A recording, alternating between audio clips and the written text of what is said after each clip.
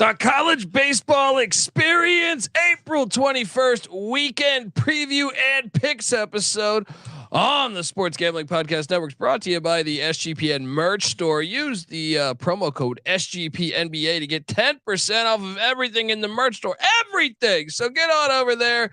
And remember, as always, folks, to let it ride.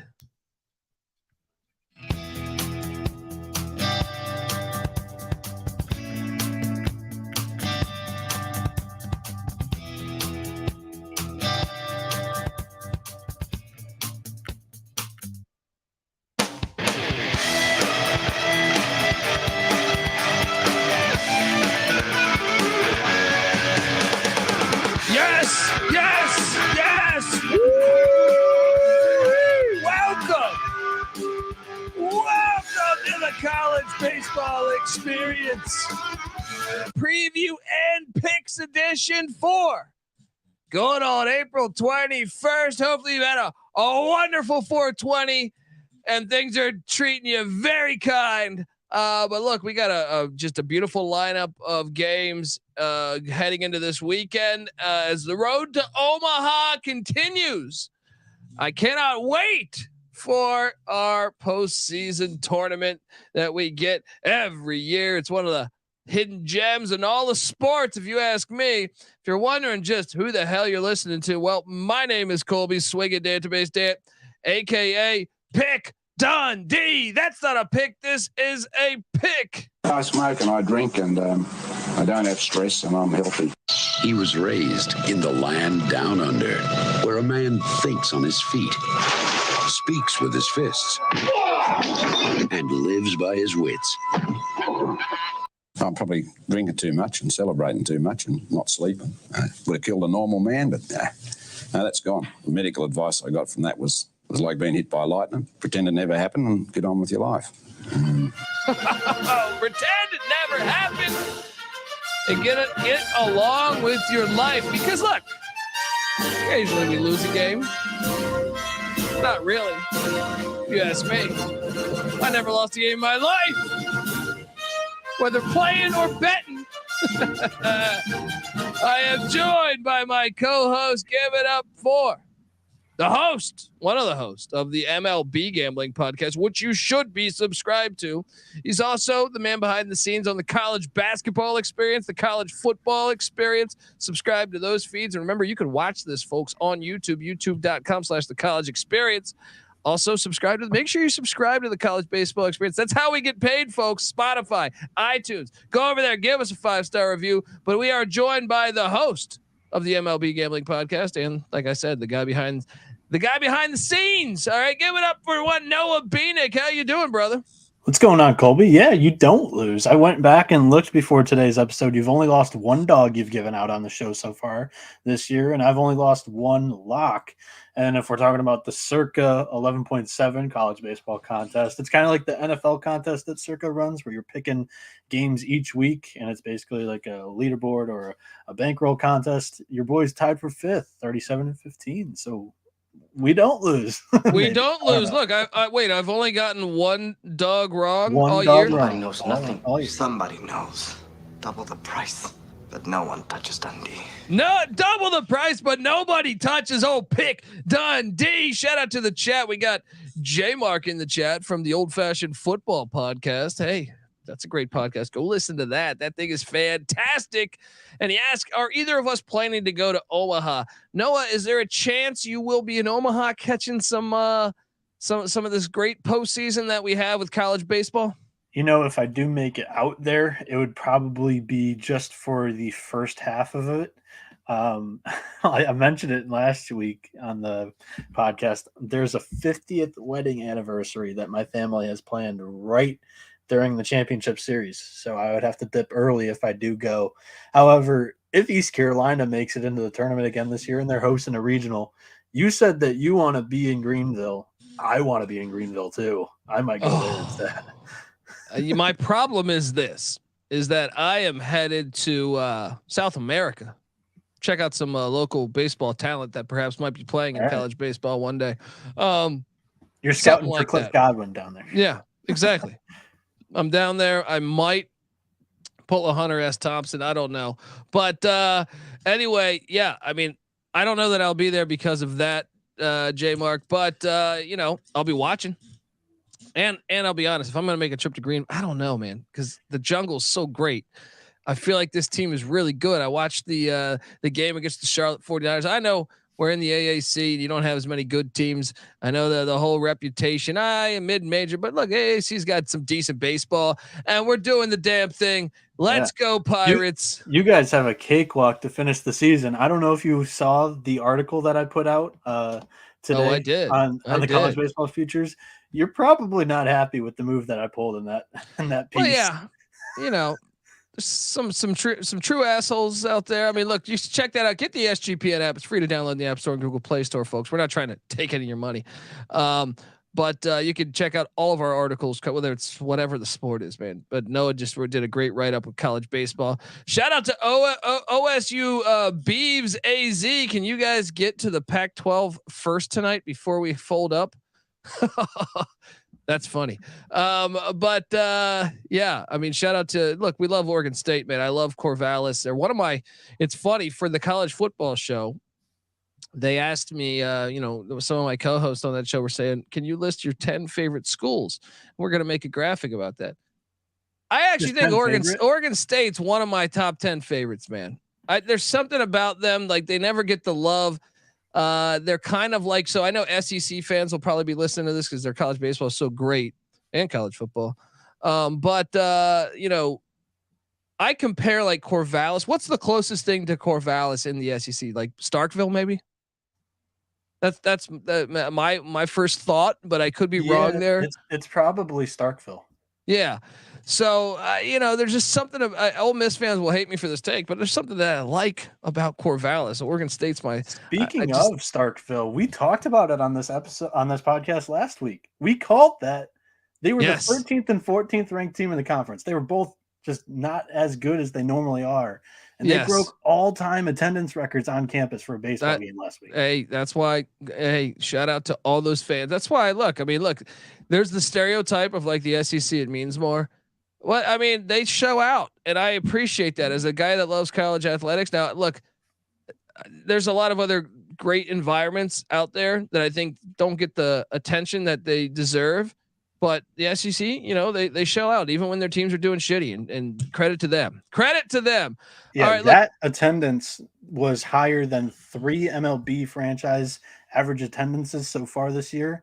And Mississippi State's average attendance is around 11,000, which is higher than 2 MLB franchises average this year so far. So, well, dude, look, I watch a lot of MLB here at the studio, and I want my Oakland A's to stay in Oakland. I think it's fucking terrible to me. I want to see the Oakland A's in Oakland. Yeah, for sure. I like, they're a classic franchise to me. I grew up kind of rooting for the A's. So, it sucks to me to have that news and fuck their ownership. But I was going to say, I know that their fans are mad, but I actually think their fans are in the right. Whereas when I watch like a Marlins game and no one's there, like I could drive to the Tampa Bay Rays is way worse. Yeah, their team is so good and they don't show up. Well, dude, I feel like I could go to a 7-Eleven and there'll be more people in the 7-Eleven than when I see a fucking home run hitting those stadiums. It's absolutely pathetic. But yeah, that's why college baseball, just like with college football too. I know the NFL will pack stadiums or the NBA will pack stadiums, but it's like corporate money. All right. Oh yeah, I'm part of this business. They gave me the tickets. Yeah. Right. Where it's like, no, college football and college basketball, they're showing up because they care. And that's why college athletics, in my opinion, are the greatest. But look, before I get to us talking about all this great action this weekend, I want to tell you that the college baseball experience is brought to you by Underdog Fantasy. Yes, the NHL and NBA playoffs are here, and what better way to get down on some player prop parlays than over at Underdog Fantasy. Besides the daily NHL and MLB and NBA games, they've also got you covered for NFL best ball drafts with a guaranteed $500,000 in prizes. They also have like USFL, XFL action. So head over to underdogfantasy.com, use the promo code SGPN for 100% deposit bonus up to $100. That's underdogfantasy.com, promo code SGPN. All right. Shout out to the people in the chat, rocking along, supporting college baseball. Let's get to it, right? Let's just jump right in. I feel like,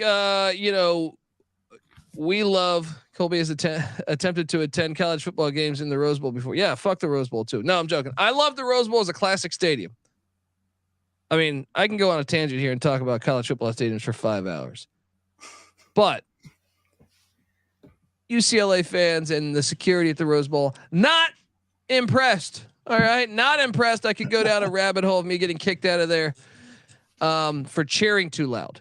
That's what happens. That's what happens in Los Angeles. You know, that's what happens. LA is a weird city because I feel like they support the Dodgers really well, even when they suck. They do show up pretty well. When they like the Laker fans, I actually think are terrible. Like I don't think the Lakers have a good fan base because they're kind of fickle. It's like an Instagram party. The Dodgers actually kind of in my opinion, like they're better than a lot of East Coast cities. So we got the Sports Gambling Podcast saying, can you focus on Lehigh College baseball? Noah, what do you make of the Lehigh College baseball in the old Patriot League there? I don't know. I haven't had my eyes on them much at all this year. Patriot League baseball is on the docket for today. It's the last series that we're going to talk about.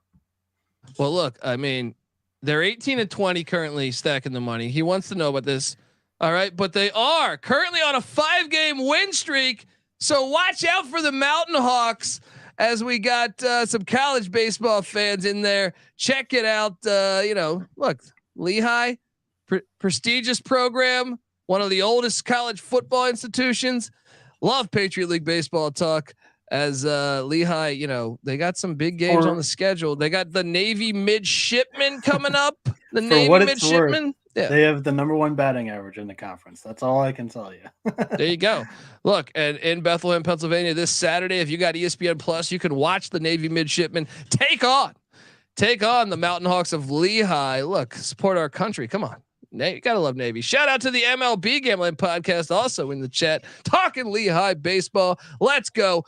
All right, let's jump into it though, because I know that we like to talk college athletics, Noah, and you reside in the great state of Michigan. All right. Well, we got a little rivalry game to start things off. All right. No, I'm not talking about the Tigers. All right. Shout out to Kirk Gibson, though. Always was a fan. But Michigan State at Michigan. Hey, he went to Michigan State. That's right. He did. I knew that. There's a Benedict in this series. Spartans head coach Jake Boss. He was on the Wolverines coaching staff from 2004 to 2007. And then he went to the dark side. Yeah, you're right. And he goes to Michigan State.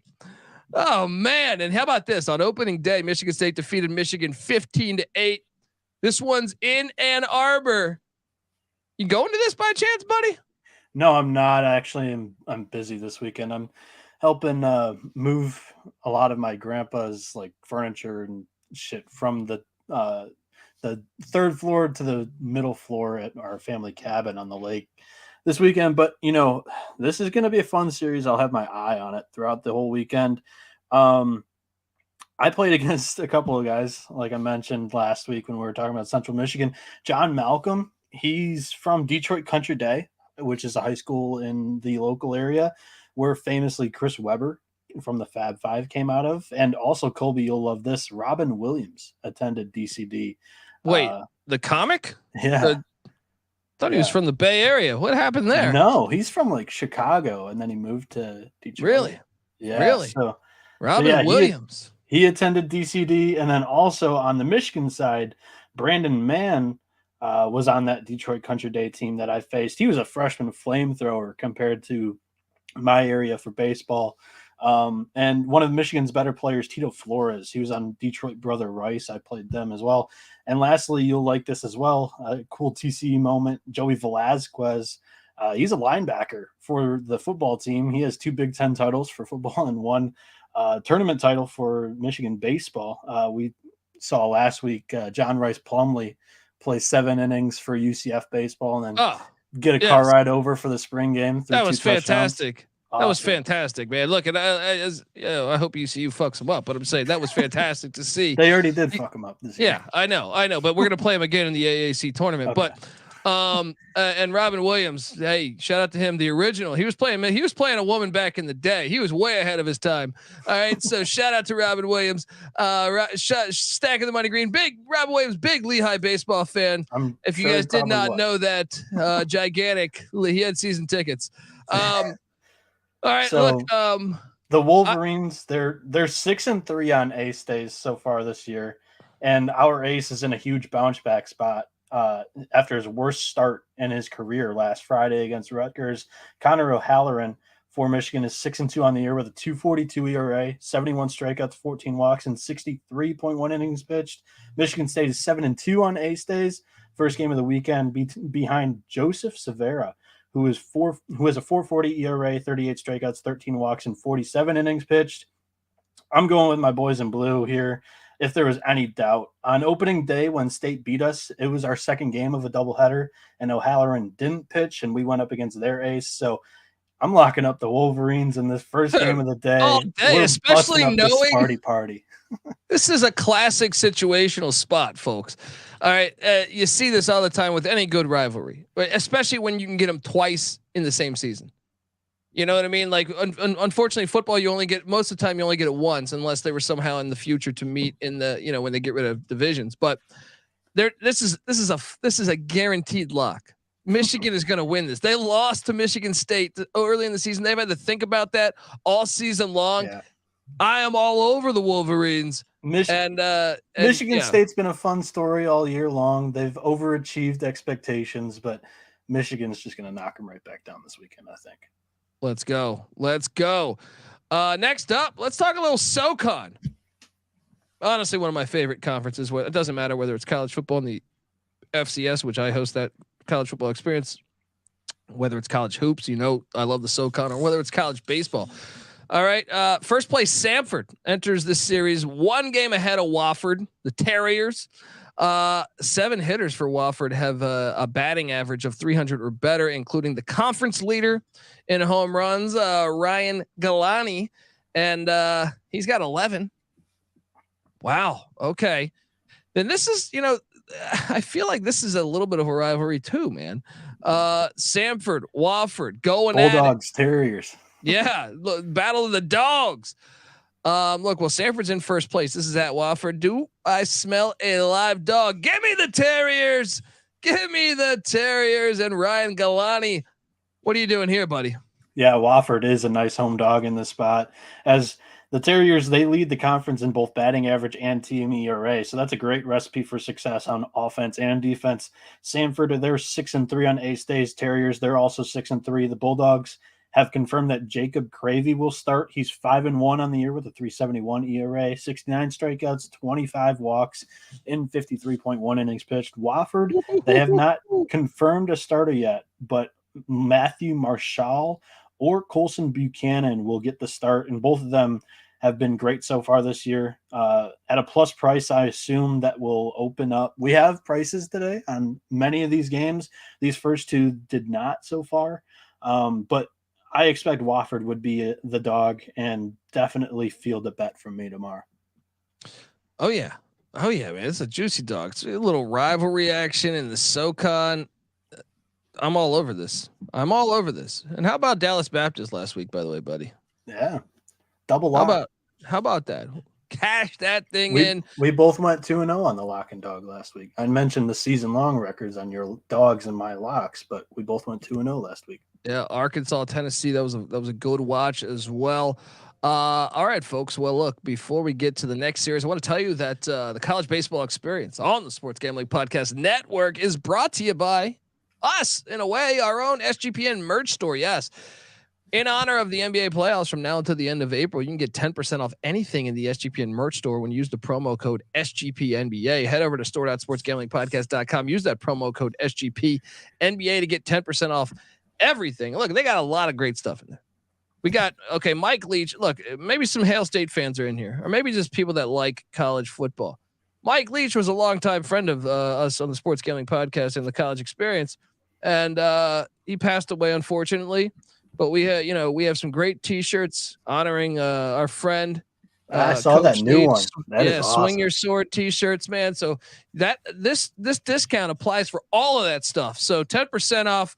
Once again, SGP NBA doesn't have to be an NBA shirt essentially or whatever. We even got puzzles in there. So you got everything. Hop on over there. All right, check it out. And remember, as always, folks, to let it ride. All right, back to this weekend's college baseball. Oh man, this is we're going to the Atlantic Coast Conference. It's easy to see a tide turn. Where the number 20 Boston College Eagles, the very Golden Eagles, plus 135 on the money line, head to Chapel Hill, North Carolina. I've been to this baseball stadium, Noah. Old Walt Weiss used to play for the North Carolina Tar Heels. UNC is laying 165. And now look, North Carolina is 5-3 on the first game of the weekend. Whereas Boston College is just 3-6. Can the Tar Heels win their fourth game one in ACC play? Look, I'm an ECU guy. I know this is disgusting. I think I got to take North Carolina here. I can't take, but BC's been terrible. Just like I said, 3-6 coming down there. I know the wine and cheese crowd down there in Chapel Hill. They probably will come out and support some baseball. Man, I see an opportunity because I think it's going to be a game. BC plus 135 is appealing, but I think I got to go Tar Heels. What are you doing in this matchup, buddy? Yeah, I think you're in the right headspace here. I think after a very hot start, Boston College might be crashing back down to earth here. They have had back-to-back series losses. They got swept in Louisville, and then they lost a home series to Duke. Like you mentioned, BC's starting pitcher, like their second starting pitcher, Chris Flynn, is better than their Friday night guy, Henry Leak, who's 3-3 with a 5.40 ERA, 40 strikeouts, 12 walks, and 36.2 innings pitched. I think this Tar Heels lineup will feast, and their ace Max Carlson, he'll do just enough for UNC to, win this game comfortably, I think. So minus 165 is not a bad price, I don't think, on that UNC money line. There we go. Got to ride with the Tar Heels. I know it's disgusting, but you just got to sometimes listen to your wallet. All right. Listen to your bank account. Okay. This next matchup, Stacking the Money Green was in the chat talking Lehigh baseball, and shout out to the Mountain Hawks, wishing them the best, but it's a team that won 2 or 3 against Lehigh to start the season. And Bethune-Cookman. Yes. Reggie Theus, the former NBA player, NBA great from UNLV, is the athletic director there in Florida there in Bethune-Cookman. Bethune-Cookman's at Alabama State taking on the Hornets. And like I mentioned, Bethune-Cookman won 2 or 3 to start off the season against Lehigh. They're 20-15 overall. And now they head down to Alabama to take on Alabama State. Now, Alabama State leads the conference in both batting average at 318 and ERA at almost 488 essentially. Will the Hornets be able to hold serve in a battle between the top 2 teams in the SWAC? We don't discriminate against these conferences. We love mid and major baseball, basketball, and football here at the Sports Gambling Podcast Network and the College Experience. So I see an opportunity here for a little upset. Do you? I'm going Bethune-Cookman. I think Bethune-Cookman can hang with them. No, I'm going to go the other way. Really? Why? Why is Sorry, that? my Wi-Fi is lagging. My Wi-Fi is lagging, so I'm getting you on like a 2-second delay. But yeah, I'll go the other way. Not only what's up? I was going to say, hear me out here, because look, they played back in mid-March. Bethune-Cookman won 2 or 3. Now that was in Daytona Beach, but they were all kind of games, I feel like. So, there were some close games. I think Bethune can get them. But anyway, make your case for why you're going with the Hornets. Not only does Alabama State lead the SWAC in average and team ERA, but they also lead the conference in hits, home runs, RBIs, slugging percentage, pitching strikeouts, and they have the second best fielding percentage, only behind Bethune-Cookman. I think the bats will be hot throughout the series. Overs wouldn't be a bad look if you can find them, but I'm just not sure that the Wildcats have enough firepower offensively to keep up with the Hornets. I like Alabama State here on Friday, and I picked them to win the series in the circa 11.7 contest. Do you know Bethune-Cookman's won 10 of 11 in the SWAC? Yeah. Let's They're go. rolling. We got a little battle going on. It's Let's go. Teams in first and second in the conference. They're both coming in hot. Let's go, man. I mean, look, so you feel really strong about this. You're playing this in the Circa Challenge. Shout out to Circa and Derek Stevens also. Yeah, you have to pick all 6 of them. So, yeah, I guess I feel all right about it, to say the least. All right. Well, look, let's move along because we're gonna clash there a little bit. I think my Wildcats might be able to pull off the upset there on the road as they're red hot in SWAC play. Let's talk a little in-state battle. You know me, I love rivalry games, and this one's certainly a rivalry game where number 4 Vanderbilt heads there at -155, by the way, heading to Knoxville to take on the Tennessee Volunteers, who are +125 on the money line. Tennessee has lost 4 games in a row. Remember that magical season the Vols were having a season ago? It's been tough sledding in 2023. They were swept in Fayetteville, and they lost a midweek game against Tennessee Tech. You got the Golden Eagles pulling the upset there. Oh man, the Vols they are 21-4 though at Lindsey Nelson Stadium. Rivals coming to town. Sometimes that's what you need, a little kickstart. You know what I mean? A little jump start.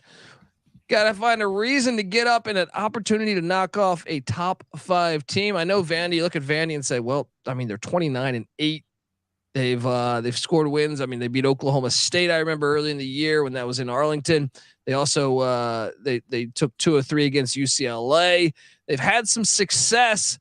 I mean, I like a live dog though, and I love their Ric Flair big dick energy that they've had in Knoxville. So you know, if you remember that from a season ago when hitting those dingers, they got that mink fur coat they're putting on. Give me the Vols, a little upset special. Am I crazy? I'm on Vanderbilt here. We have a little bit of a differing opinion again on this game, which isn't a bad thing. I said it last week. The Vols team last year did a lot of shit talk that, you know, this year's team can't back up. Last year, there was controversy and accusations of corked bats in this series, and I'm sure a veteran Commodores team remembers that. And this week, they get their ace back from injury, Carter Holton. I think Vandy is going to just kick Tennessee while they're already down. Holton is 4-0 on the year and 8 starts. He's got a 3.46 ERA, 46 strikeouts, 16 walks in 39 innings. Holton's good through Lindsey, like we mentioned last week. That was his first start in like SEC play ever at Arkansas. Now he's getting his first home start in SEC conference play. Lindsey's 0-2 on the year with 25.1 innings pitched. He has 31 strikeouts, 8 walks with a 176 opponent's batting average. So that's pretty dang good. But I think Vanderbilt comes out flying here. They rolled South Carolina last week in game 2 and game 3. Right. You sold me. I'm on Vandy. I got to be honest too. Like, I know this place will be lit. Oh yeah. It scares me a little bit. Vandy, I consider them like a blue blood. I know we've gotten into arguments on here. There might be a new blood if you like that term. Give me that new blood. All right. Rambo part 7, new blood, baby. Let's go. Yeah. Okay. You swayed me there. I'm Benedictine. Give me the Commodores in Knoxville. I don't know. Let's see. Next up though, that'll be a fun matchup though. I just like seeing the lit crowd. Let's talk a little Sunbelt Funbelt action. As number 24 Southern Miss, you know, I love watching. Talk about another great baseball crowd. When they're in Hattiesburg, that place is always rocking. But this time they're on the road heading. So Southern Miss +120 on the money line there, heading up to Conway, South Carolina. Take on the Mullets, the number 10 team in the nation, the Chanticleers of Coastal Carolina, who are -150. Look, Coastal sits atop the Sun Belt at 11-4. Just one game in front of Southern Miss, who's 10-5. It's a strength on strength matchup, people. And the Chanticleers hitting versus the Golden Eagles pitching. You know what I'm doing? I'm riding this dog. I didn't go with the Tennessee dog. I'm going Golden Eagles here. And I know I got family, or, you know, my parents live not far from Coastal Carolina, but I think the Golden Eagles are going to be a live dog. Give me some of that +120 action, Noah. Am I a fool again on this one? No, I don't think you're a fool at all. And you're going with my traditional strategy of good pitching beats good hitting on any given day, in my firm belief. But I think home field advantage is huge in this series. Therefore, I think most of these game scripts are going to go towards the offensive side. So the Shots, they have the number one scoring offense in the Sun Belt, and the Golden Eagles are just 11th. They're fourth to last in the Sun Belt. So I think Coastal Carolina takes the series. But on Friday night, we're talking about, they'll have their hands full as the ultimate game breaker. Tanner Hall is getting the start for Southern Miss. Golden Eagles are 7-2 in the first game of the weekend, and Hall is a big reason for that, as he has a 2.29 ERA, 51 strikeouts, 16 walks, and 55 innings pitched. Coastal will throw Matthew Potok, who's 2-2 in 8 starts, 37 strikeouts, 9 walks, and 33.1 innings. I think we get a good plus price here with Southern Miss, plus 120. I'll take that on Friday, and then I'm going to go Coastal on Saturday and Sunday. And that's what I did on our in the contest for Circa. So I took Coastal to win the series, but I have Southern Miss winning game 1 on Friday. Oh yeah. Let's load up. Let's load up there, buddy. All right, let's go back to the SEC, the Southeastern Conference, where we got a game 2 situation going on. The Florida Gators, Noah Bieniek's Florida Gators laying or minus 105 in Columbia, South Carolina, taking on number 6, so top 10 matchup. South Carolina this game minus 125. What's up? This game just went final like 20 minutes ago. South Carolina ran them out of the building, 13-3 in 7 innings. It was a mercy rule. Look, and this series between top 10 teams is headlined by the players who, aren't taking part in the action. South Carolina has been plagued with injuries all year.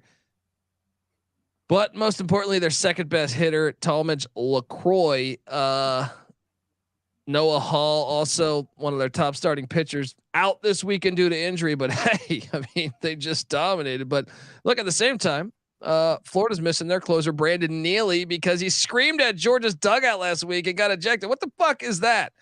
I screamed at you. He's suspended for the next 4 games. Pathetic in my opinion. Everyone deserves to be fired in the NCAA. What? Because he screamed at them? What the fuck is wrong with us as a society? He screamed. It was so terrible. God forbid. It created one of the more funnier moments we've seen so far this year. Jack Caglione, the nation's leading home run hitter, the very next half inning blasts. It was either a 3-run shot or maybe even a grand slam, and he's walking across home plate with like his arms down at his sides, like completely like toy soldier like by the umpire. It was hilarious. Unbelievable. What's going on in the world? So you like this as a possible bounce back spot with the Florida Gators? You know what I say? Buddy, I'm sorry. I know you're a Gator at heart. Besides, how did Michigan. You know I was coming with Florida? Yeah, dude. South Carolina at home, they're top 10 for a reason, buddy. You go into Columbia, their fans show up. All right, they might have some injuries, but look. Next man up mentality. Gamecocks minus 125. Get it done in game 2 against the Gators. What are you doing here, Noah? Yeah, and also to the injury conversation, it's not important to this weekend, but Kevin O'Sullivan, the head coach of Florida, also confirmed that Pierce Capola is going to miss the rest of the season. He's one of their top starting pitchers, and he's out due to shoulder injury. So, yeah, he's done for the year. So just a big emotional blow. So maybe that affected Florida here in game 1 on Thursday. Florida is 8-1 in game 2s on the weekend. South Carolina just 6-3 so far this year. These 2 schools, they've treated me very well throughout the year. So I would not be surprised if South Carolina does take this series pretty handily. But starting for the Gamecocks is freshman Jack Mahoney. He's 2-1 with a 3.49 ERA, 49 strikeouts, 12 walks, and 38.2 innings pitched. Hurston Waldrop is going to take the bump for the Gators. He's 5-1 on the year with a 4.15 ERA, 83 strikeouts, 27 walks, and 52 innings pitched. The Cox, like I mentioned, they've treated me throughout the year so far very well, but I'm not making that midnight call here to South Carolina because I love my Gators more. I think they win here on Friday and they take the series on Saturday, hopefully, because that's one of the ones I played. That one might be the loss this week. Who knows? Yeah, we'll see about that, buddy. We will see. Let's jump over to what I think will be an interesting game because the last time these teams played, this team won the opening game.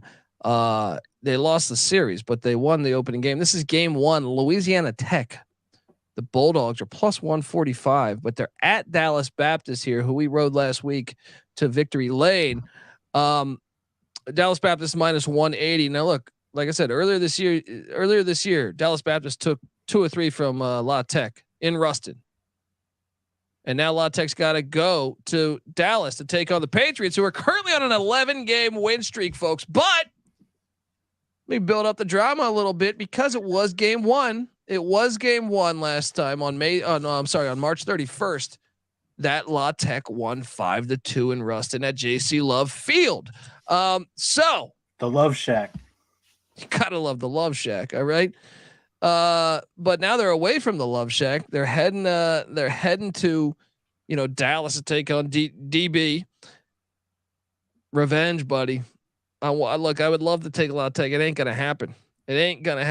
Just Dallas Baptist team is red fucking hot. Now I will say this: La Tech has won 4 straight as well. Now, one of those was the big time matchup against Southern Miss. The other 3 were Florida International taking on the Airport.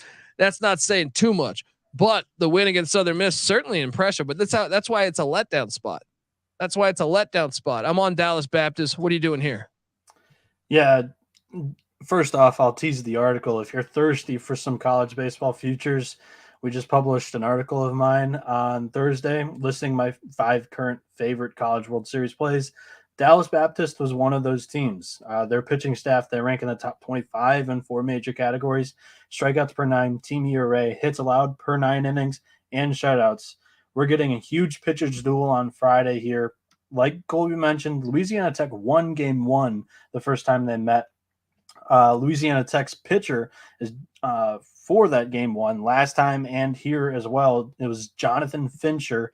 He's no slouch in his own right. Probably not the year he's wanted to have, but it's still pretty damn good. He's 6-2 with a 3.90 ERA, 58 strikeouts, 11 walks, and 55.1 innings pitched. On the bump for DBU will be Ryan Johnson, who's 4-2 with a 2.86 ERA, 71 strikeouts, 11 walks, and 50.1 innings pitched. If there was any question about it, I like the under in this game if that total ever drops. And we just saw the money lines on this game. What was the price on Louisiana Tech again? Plus 145 is not bad with Fincher on the mound.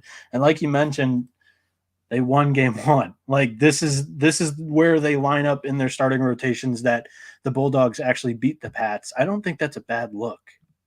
Yeah. I'm telling you, I think you got to go DB here. You just got to go DB. This is a great weekend for rivalry games, because you look at what I see out there as this next matchup looks to be a lot of fun as well.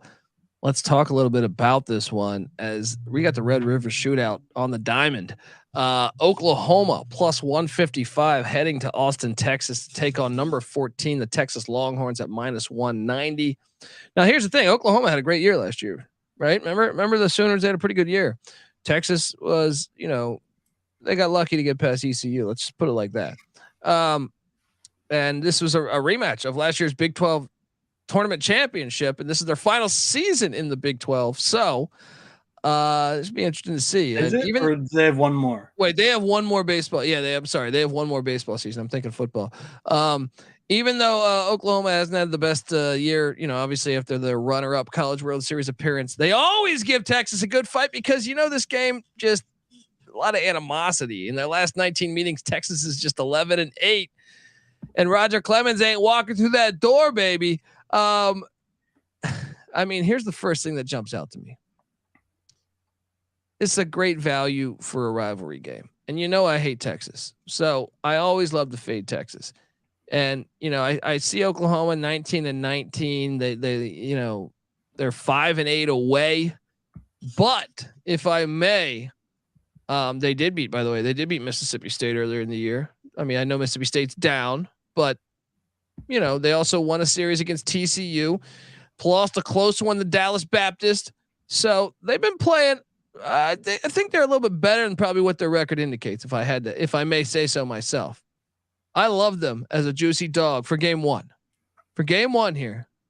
Let's fucking go. Give me the Sooners in this heated rivalry. What are you doing here, Noah? I mean, the Big 12 has just been chaotic this whole year. Just like the football season, it's pretty much emulating it in the baseball season right now. Oklahoma State lost 2 of 3 at home to West Virginia over the last weekend. It's just nothing here makes sense. And if you try to make sense of it, it really just has not worked out for you this year. So if you're going to take what I say, take it with a grain of salt, because I'm going to try to handicap this thing. And the only handicap here is Lucas Gordon's on the mound for Texas. He's the best pitcher in the Big 12. He's 4-0 in the year with a 192 ERA, 58 strikeouts, 20 walks, and 51.2 innings pitched. When he's on the mound, I'm not wanting to fade Texas. So I understand why that price seems enticing. I'm not going to take the bait, though. Oh man. All right. A little contrast in styles. Let's go.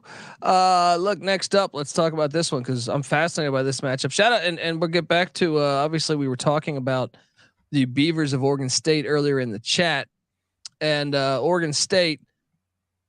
I feel like our friend, we have a friend. Shout out. Well, a listener. I'm not gonna plug his name right now, but he is a diehard Oregon State fan when it comes to football, basketball, baseball, and he's currently learning to be a cop in the police department. He's in training or something. Yeah, and unfortunately, one of his first jobs, from what I hear, is that he had to break up a little party by the baseball team, his favorite baseball team. I mean. He couldn't let him rage after they swept the top 25 team. Like right now, I think the Oregon State baseball team might be thinking of him like, and you're nothing but a chameleon, lemon-headed, coward, terrorist pussy. And I'm after you, buddy. You're gonna pay for it. Good night. They might be thinking of him like that. That's got that. Talk about that. You know, that's always terrible. It's like when you meet, dude. Like I bartended when I first moved to Los Angeles. Bartended a lot, and you meet certain celebrities that you would think would be cool. Yeah, I bartended at like a really rich place in Beverly Hills.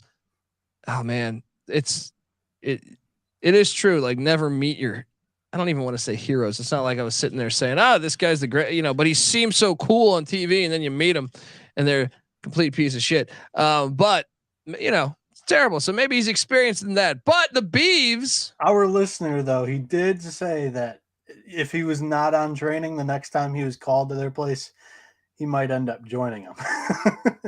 So if we're one of a few college baseball shows out there, if any of their players are listening, he didn't do it because he's a bad guy. He's a good guy with a good heart. He wants to join you next time. He couldn't do that with his boss right next to him, Yeah. It's like if you're working at the Home Depot and your boys come in and decide, hey, they're going to walk out of here with the fucking forklift. You got to be like, dude, you're putting me in a spot. I got to do what I got to do. You know what I mean? So can't blame him. Can't blame him too much. Can we talk about this matchup though? So Oregon State heads to Tempe, take on Arizona State. This is an interesting spot here. And I I got to mention that Oregon State's red hot right now. They've won 7 straight, and Arizona, just took on Arizona State. Man, Arizona State went to Tucson and lost 20-0. Oh, I mean, pantsed. That's all you can call that, really. That's trying to say Jesus Christ can't hit a curveball. I mean, it's a rivalry game, and you're doing that. That is one they're going to have that the rest of their lives. 20-0. I think I heard a toilet flush. Now this is an opportunity for a bounce back spot against a red hot Beavs team. It can't get worse than 20-0. No. I would think. Fuck, 20-0. But as we alluded to in the chat, and I see we're talking right now in the chat that Bazana record 5 steals last game. Canadian McDowell legit says OSU Beavs in AZ verse AZ. Okay, I got you. I mean, he's right though. Right? I mean, like I can't take a team. I get it. It is a good bounce back spot to get Arizona State plus 135. Oregon State's minus 165, but Beavs are red hot, man. I trust the culture of this program. So I'm on the Beavs minus 165. Let's fucking go. What are you doing here, Noah? Yeah, I mean, we've mentioned it. I basically handicap all these games with the assumption that we're not going to get prices for this show. Now that we do have prices, there's just I don't know why Oregon State would be a minus 165 favorite on the road when they really have only started to put things together within the last 2 weeks. Oregon State, they've won 5 of the last 6 series between these two programs. Both the Beavers and Sun Devils have started the season 7-2 in the first game of the weekend. Arizona State's going to start Ross Dunn, who's 4-2 with a 3.69 ERA, 58 strikeouts, 26 walks, and 39 innings pitched. Oregon State's going to start Trent Sellers, who's an NAIA transfer from Lewis and Clark State. He has a 5-3 record with a 3.71 ERA, 74 strikeouts, 19 walks, and 43.2 innings pitched. Oregon State has won their last 4 Pac-12 series. Like we said, they're rolling right now. I think they win this game, but I'm not going to lay that price. I'm all over Oregon State. Nice Beaver. Let's go. Let's go Beavs. All right, let's hop on over to the next one. Rivalry week, man. This is a great weekend for this action. Who knew the Big Ten had decent baseball, right? But you got some future decent baseball going on in the Big Ten. Because number 24, UCLA at minus 185. And look, they're heading across town, downtown LA, take on USC. USC's plus 155. I mean, USC was historically a great program, but they've hit some struggles lately. But USC will celebrate the 25th anniversary of the 1998 College World Series team prior to the 6 p.m. matchup against the Bruins here. And football coach Lincoln Riley's going to throw out the first pitch of the game. A lot of pressure, Lincoln, former East Carolina guy. Friend of Mike Leach. I'm all over USC as a live dog plus 155. If this was in Westwood, it'd be different. You're going to going cross town with this type of BDE in the air. I'm all over USC plus 155. You play to win the game, Noah. What are you doing here? You bring out the football coach, and that's Colby's like A1 handicap. I love it. Whoa. Also, Mike Leach started his career, friend of the program. Also, he was East Carolina's offensive coordinator for a few years, where we dominated. All right, there's a lot of logic on my handicap here, and I know that these teams don't like each other. So when you go rivalry game, there's a reason why I took Oklahoma. There's a reason why, because I love these spots for the team that's been much shittier throughout the year. They get up for these. This is their season. Give me USC. What are you doing? Yeah, and honestly, like USC's coming off a terrible week too, so it's a great bounce back. They got swept by Oregon State, but they were previously ranked in the top 25 prior to that. And like you mentioned, they were pulling out all of the stops here in this first game. They're trying to bring as many fans out to the park as they can. Former Grand Canyon head coach Andy Stankiewicz has injected some much needed life into this blue blood baseball program, and it has made this matchup that much more fun this year. This weekend, the Trojans are 17-4 at home, and 17-5 in their last 22 games. Tyler Stromsburg will start game 1 here for USC. He's 4-2 with a 4.63 ERA, 52 strikeouts, 17 walks in 56.1 innings. And Jake Brooks will start for UCLA. He owns a 4-3 record with a 4.50 ERA, 48 strikeouts, 11 walks in 48 innings pitched. I think that the Trojans have a fighting chance to win this ball game. I'll take USC with you. Let's go. Oh man. What do we have that price? Plus 155. I love that. Get in on that. Get in on that right now, folks. That might move. By tomorrow. Get in on that right now. And then, oh man, the final series we're going to talk about today. And I wish I'll play this music.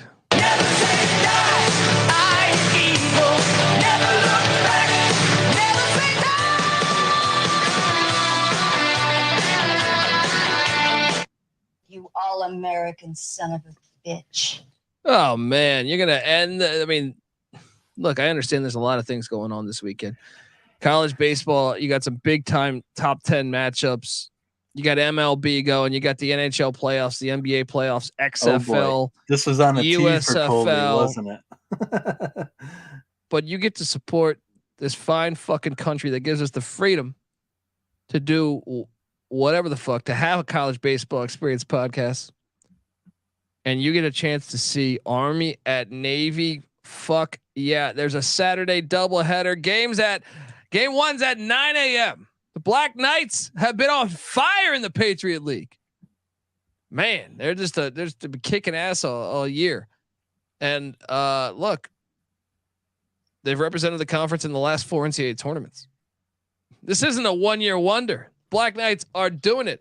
Army went 2-0 against Navy in the doubleheader they hosted earlier this season, but Navy, the midshipmen, still clinging to a. Look, I understand they're coming off a bad loss to Bucknell. Prior to that, though, they did Lafayette, the rivals at Lehigh.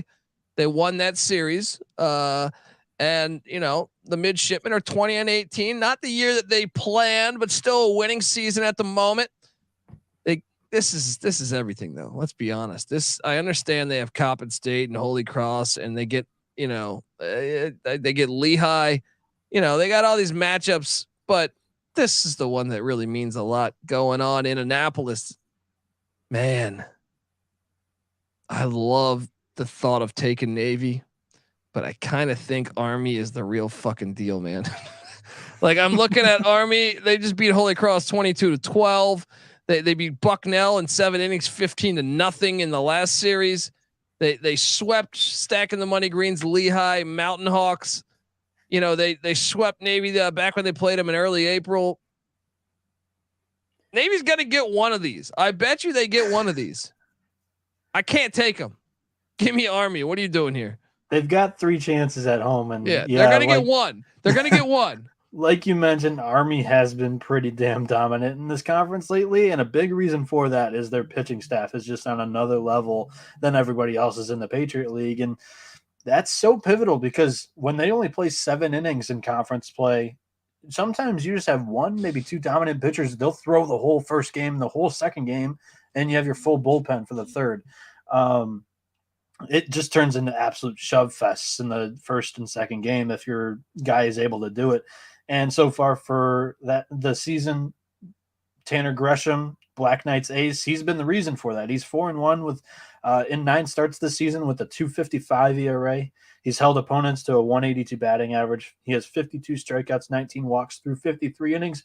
But the midshipmen, they have one horse of their own. They have one guy that can go out and do the same, identical to Gresham. It's Nate Mitchell, who's 6-2 on the year with a 2.45 ERA, 43 strikeouts, 9 walks, and 51.1 innings pitched. He is the dog. Like if you're trying to get one from your rival, this is the guy you want to do it behind, and they're going to get up for it. Neither of these aces pitched in the first 2 games. That these offenses only combined to score 8 total runs in 2 games. So definitely look for an under in this game. And Colby, I'm with your original look. I'm taking the home dog. Give me Navy to win game 1.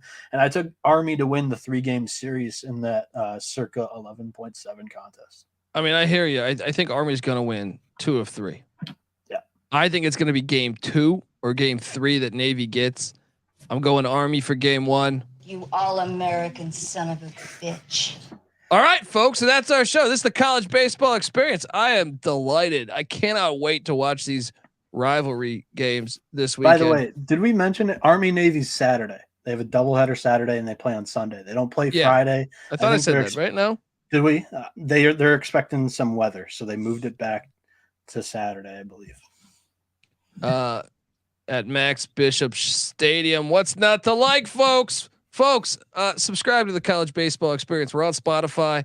We're on iTunes, anywhere you listen to podcasts. So go out there, subscribe, give us a 5-star review. Come on, get on over there. Help us out. That always helps. The sponsors like to see stuff like that. So if you can, hop on over there. It takes a minute out of your day, folks, please. Also, we're on YouTube, so subscribe on YouTube, youtube.com/thecollegeexperience. I also host the college basketball experience and college football experience. There's a college basketball experience episode. Right We're just about, we're gonna do in 25 minutes here. So stick around and talk some college hoops as the offseason heating up with the transfer portal, all the coaching differences, scheduling news, all out there now. Well, not all out there, but starting to develop.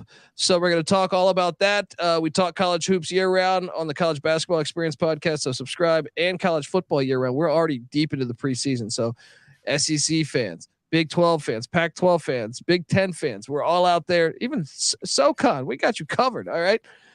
So check out the College Football Experience. I also host the XFL Gambling Podcast and the USFL Gambling Podcast. So spring football, check them out. And Noah hosts the MLB, the MLB Gambling Podcast. Check out that. Obviously, we love all sports here on the Sports Gambling Podcast Network. And check out the Sports Gambling Podcast. Just had a great episode. Did you get a chance to check out the episode earlier this morning, Noah? I am going to. I actually like Jeremy Roenick. Did you guys ask him? Were you on the show? I was not on that show, but Jeremy Roenick. Did they ask him about horse racing coming up? Big race in the first week of May. I know they talked a lot of gambling, so check out that episode.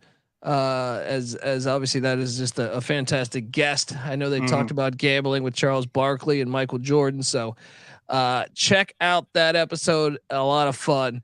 Check out the Sports Gambling Podcast. Get the SGPN app in the App Store and Google Play Store, and come talk college baseball with us in the Discord. SportsGamblingPodcast.com/Discord. We have a great community. Always talking about whatever. Last year during the tournament. Let's go. So hop on over there, folks. Until what? We will be back next week. As we got a busy week. Maybe a little bit earlier than Thursday night. There you go. Maybe a little bit earlier than Thursday night, but at the same time, we will be back, and I cannot wait to talk trash after I destroy one Noah Bieniek. Did you have a locking dog? Oh yeah, we should do that, right? Yeah, How did we almost forget that? Actually, no, dude. I locked up Michigan. I think it's a great spot. I think it's a great spot for Michigan. The dog that I feel best about would definitely be.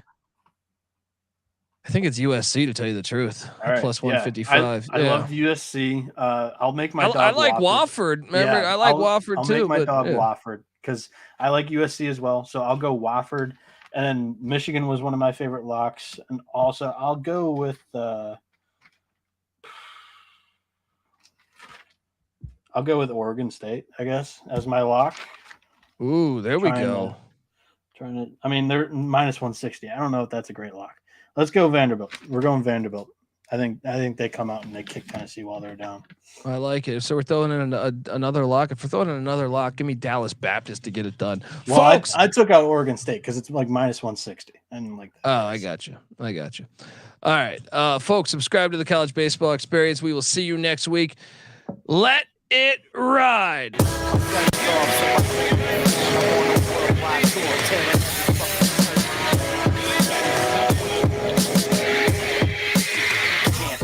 My selling's off, so I can't be found. I'm on a worldwide tour, touring every fucking curtain down. They say the Lord watches over my sins, over my head, watching hair as it thins. Over the ledge, it ain't letting me in. There's still regiments and relevance to letting me win. Win, lose or draw. You ain't prepared unless you all ready to lose it all. Losing a brawl? Yeah, that's a Friday day. Good friends know my Nina Hideaway. They came and went, but the riders stay. So it's like I won the lottery and can't be found.